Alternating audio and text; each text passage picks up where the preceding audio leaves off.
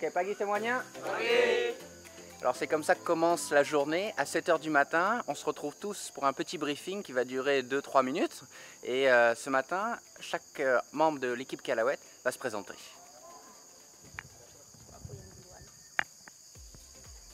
Hendra. Hah? Namanya kan? Kecil benar gak kedengaran. Lupa Ayo. Bang. Hendra. Ada cuisinière, Inas. vétérinaire, Megan. vétérinaire. Tiin. Tiin. Kok aku kenal Pak Ika sih? Iya. Mustiin. Soalnya, Jubi, soalnya, Aliasa, soalnya, Pajeng, soalnya, Yudin, soalnya, Ukai, soalnya, Rahmat, Garde, Christian, soalnya, Nanto. the boss. Wah, ya ini. Dendri. Oke, terima kasih. Selamat bekerja.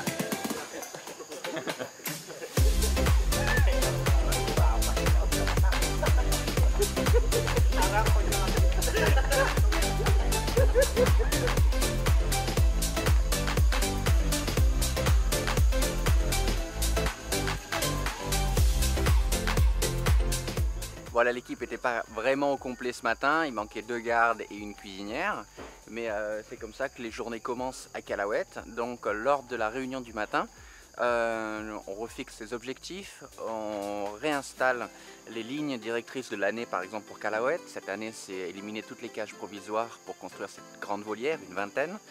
Et puis on établit aussi le planning de la journée, si par exemple on a des animaux à attraper, des couples à former ou un sauvetage à organiser.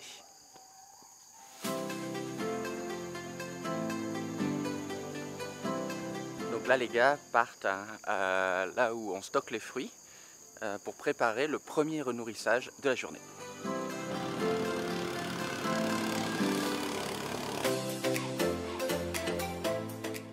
Il y a quelques semaines on a eu un accident, un des gibbons s'est pendu en jouant avec son hamac, une petite cordelette s'est détachée, il s'est amusé avec et malheureusement ça lui a coûté la vie. Donc on est en train de changer tous les hamacs faits de cordes avec des pneus. Et je vous ai montré d'ailleurs dans une autre vidéo cet endroit où justement on obtient tous les pneus pour faire les agrès des gibbons. Il faut même des chaises et des tables là-bas. Donc maintenant on va changer tous les anciens hamacs avec ce nouveau type de hamac.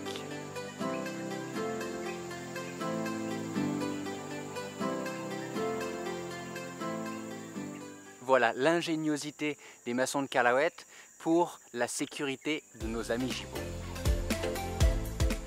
Et là avec Nanto on se dirige vers une volière où il y a un gibbon à l'intérieur qui s'appelle Wana. On vient de recevoir l'info des vétérinaires, il semblerait qu'elle soit blessée. Di sini ada Wana, dia ada luka di kaki belakang, mau kita sumpit buat dicek.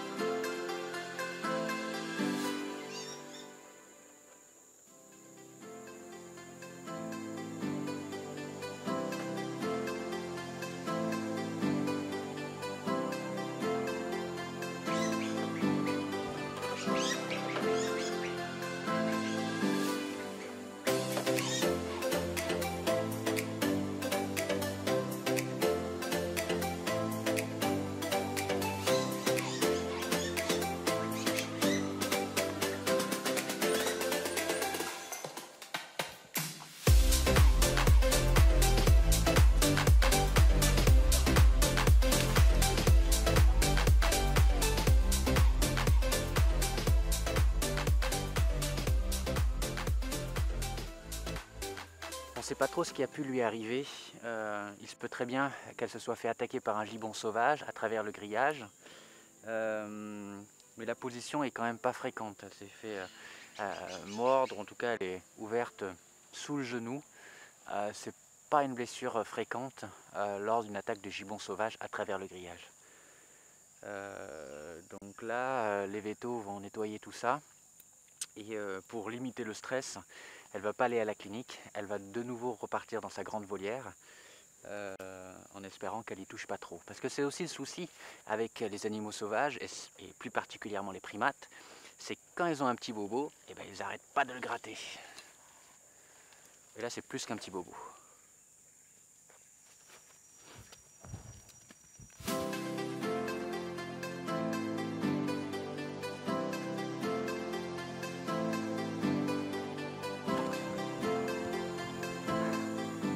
Et il se passe toujours quelque chose avec Cacahuète. On a un gibbon qui vient de s'échapper. Il s'agit... Il s'agit de Luna qui vient de s'échapper de sa volière. Donc Nanto est de suite équipé avec son fusil hypodermique et on va essayer de l'endormir.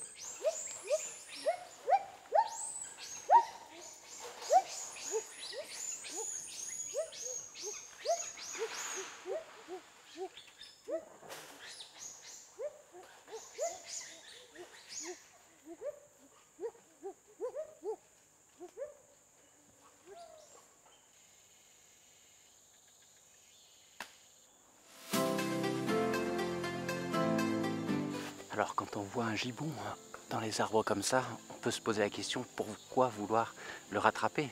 Il est de nouveau dans la forêt, sauf que un gibbon qui n'est pas en couple, qui n'est pas préparé à être relâché, eh bien ça revient juste à le tuer à petit feu si on le laisse comme ça évoluer seul dans la nature. Et c'est aussi la raison pour laquelle il reste en fait autour des volières. Donc même si c'est beau de voir un gibbon comme ça dans les arbres, s'il n'est pas prêt à être lâché, sa place est dans une volière, dans un premier temps.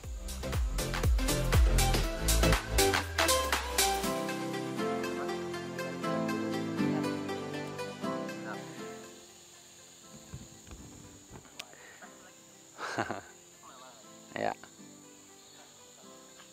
Donc, tout à l'heure, Nanto n'a pas osé la tirer lorsqu'il était proche d'elle, parce qu'il avait le fusil hypodermique et pas la sarbacane, ça lui aurait fait trop mal. Et puis une fois qu'elle était dans les arbres, il l'a loupée par 2 fois. Il va devoir revenir. C'est arrivé dans le passé que des gibbons s'échappent pendant plusieurs jours, voire plusieurs semaines.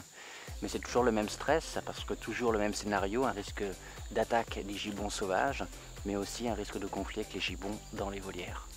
Donc il est important qu'on arrive à la rattraper et qu'elle suive un processus de réhabilitation normal pour un jour retrouver la liberté dans de bonnes conditions.